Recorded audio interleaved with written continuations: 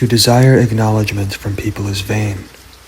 When we desire praise from people, we are setting ourselves up for discontentment when we don't receive it, or envy when someone else receives it.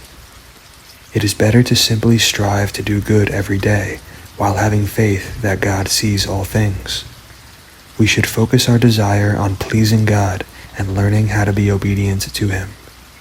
When we truly go about each day seeking to please the Father, with zero care for being recognized by other people, we will prosper. In some cases, pleasing the Father will also please other people. However, in other cases, obedience to God will displease other people. The key is seeking a continual mindfulness of God, praying in secret daily, and maintaining a desire for true righteousness and obedience. Also asking ourselves often, is this action or way of thinking pleasing to God? It is not good to eat much honey, so for men to search their own glory is not glory. Such a man only fears the eyes of men, and knows not that the eyes of the Lord are 10,000 times brighter than the sun, beholding all the ways of men, and considering the most secret parts. He knew all things before they were created, so also after they were perfected he looked upon them all. Take heed that you do not do your alms before men, to be seen of them, otherwise you have no reward of your Father who is in heaven. Therefore when you do your alms, do not sound a trumpet before you, as the hypocrites do in the synagogues and in the streets, that they may have glory of men. Truly I say to you, they have their reward. But when you do alms, let not your left hand know what your right hand does, that your alms may be in secret, and your Father who sees in secret himself will reward you openly. And when you pray, you will not be as the hypocrites are, for they love to pray standing in the synagogues and in the corners of the streets, that they may be seen of men. Truly I say to you, they have their reward.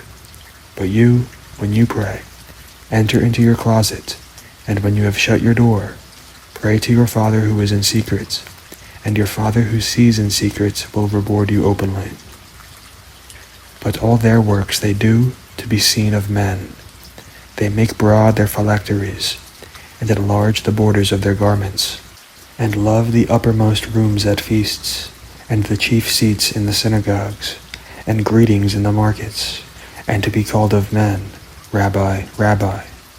But be not called Rabbi, for one is your Master, even Christ, and all you are brethren. That the righteousness of the law might be fulfilled in us, who walk not after the flesh, but after the Spirit. For they that are after the flesh do mind the things of the flesh, but they that are after the Spirit the things of the Spirit. For to be carnally minded is death, but to be spiritually minded is life and peace. Because the carnal mind is enmity against God, for it is not subject to the law of God, neither indeed can be. So then they that are in the flesh cannot please God. By the mercies of God, present your bodies a living sacrifice, holy, acceptable to God. This is your reasonable service.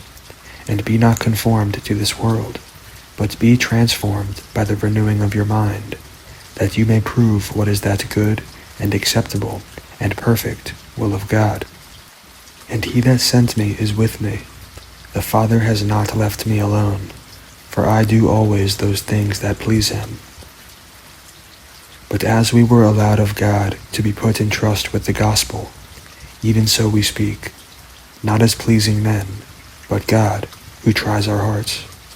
For neither at any time did we use flattering words, as you know, nor a cloak of covetousness, God is witness, nor of men did we seek glory, neither of you, nor yet of others, when we might have been burdensome, as the apostles of Christ.